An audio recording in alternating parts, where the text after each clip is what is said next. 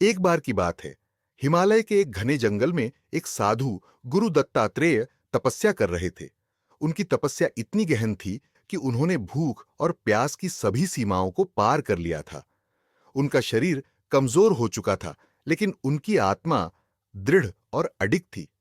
वह भगवान शिव के अनन्य भक्त थे और शिव जी के नाम का जाप करते रहते थे। उसी जंगल में एक छोटी सी बस्ती थी, जहां लोग बड़ी कठिनाई से अपना जीवन बसर करते थे। एक बार उस बस्ती में भयंकर अकाल पड़ गया। लोगों के पास खाने पीने के लिए कुछ भी नहीं बचा। बस्ती के लोग भूख और प्यास से तड़प रहे थे। उन्होंने अपने देवता भोले बाबा से प्रार्थना की कि वह उनकी मदद करे। भोले बाबा ने अपने भक्तों की प्रार्थना सुनी और तुरंत हिमालय से नीचे उतरे। उन्होंने अपनी तीसरी आंख से देखा कि साधु गुरु दत्तात्रेय भी भूख और प्यास से संघर्ष कर रहे हैं।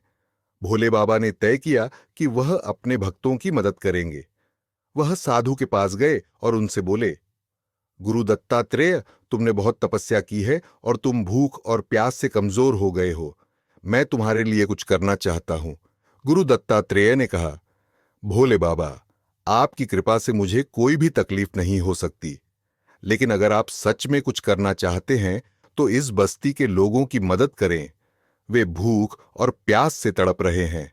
भोले बाबा ने साधु की बात मानी और तुरंत अपने त्रिशूल से जमीन को छेदा। अचानक ही वहां से एक जलधारा बहने लगी। जलधारा ने पूरे जंगल को सींच दिया और बस्ती के लोगों को ताजगी और जीवनदायिनी पानी मिला। इसके साथ ही भोले बाबा ने अपने दिव्य शक्ति से उस क्षेत्र में फल और फसलों की बहार ला दी। बस्ती के लोग भूख और प्यास से मुक्त हो गए और उनकी खुशी का ठिकाना नहीं रहा।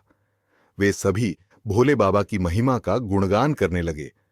उन्होंने साधु गुरु दत्तात्रेय का भी धन्यवाद किया, जिन्होंने अपनी भूख और प्यास की परवाह न करते हुए बस्ती के लोगों के लिए प्रार्थना की थी। इस तरह भोले बाबा ने अपने भक्तों के लिए अपना त्याग किया और उनके दुखों को दूर किया। यह कहानी हमें सिखाती है कि सच्ची भक्ति वही है जिसमें दूसरों के लिए त्याग करने की भावना हो।